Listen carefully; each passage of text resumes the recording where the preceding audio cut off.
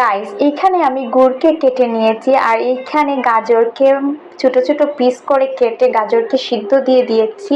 আর চুলার মধ্যে চালের গুঁড়াটা বসিয়ে দিয়েছি। চালের গুঁড়াটা যখন সিদ্ধ হবে তখন চুলা থেকে নামিয়ে নিব। আর এইখানে পিঠাটা আমি বানাবো গাজর, গুড় আর চালের গুঁড়া মিক্স করে।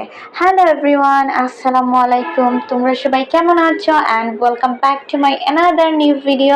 সো গাইস, পিঠার মধ্যে আমি ইউজ করেছি গাজর, চালের গুঁড়া, তারপরে গুড় ইউজ করেছি। এই পিঠাটা খেতে অনেক বেশি মজা হয়। আর যেহেতু সুগার খাওয়া ভালো নয়, এজন্য আমি গুড় দিয়েই পিঠাটা বানাচ্ছি। আর এটা যখন খাবো তখন গুড়ের একটা সুন্দর স্মেল আসবে।